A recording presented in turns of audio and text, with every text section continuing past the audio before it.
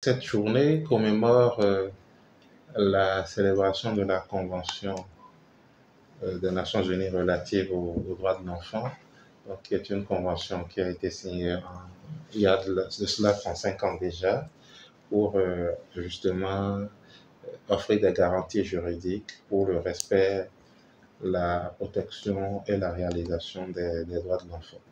Donc, depuis 35 ans, on commémore cette journée. Il y a des thèmes chaque fois pour permettre à l'ensemble de la communauté mondiale, des dirigeants, des populations et des enfants eux-mêmes de faire chaque fois un pas de plus vers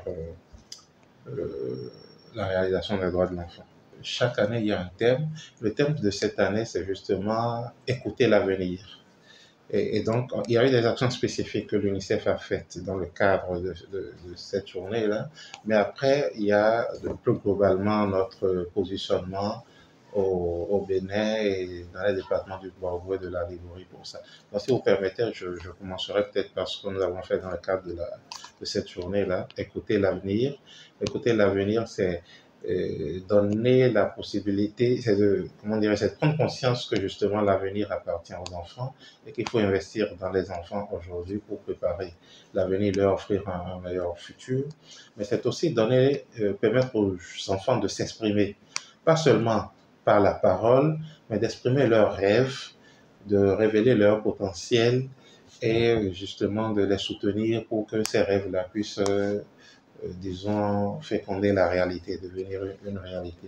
Et il y a eu différents types d'actions. Hier, disons qu'il y a différents types, mais nous, dans le cadre de cette journée, ce qu'on a fait spécifiquement à Parakou, c'est, disons, une activité sur des fresques murales.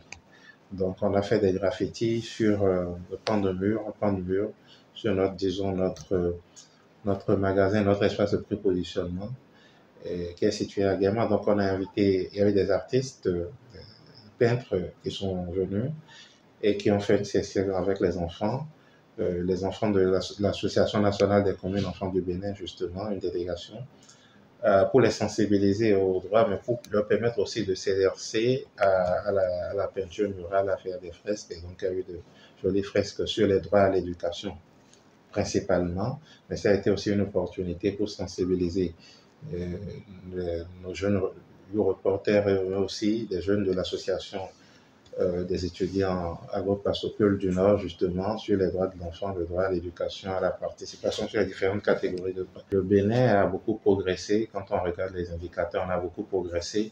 Et au niveau des départements du Borgo et de la Ligurie aussi, on a beaucoup progressé. Donc, c'est le lieu de remercier les autorités, les préfets, les maires, les chefs de service, les directeurs départementaux et tout ça qui ont contribué à ce que certains indicateurs puissent être améliorés.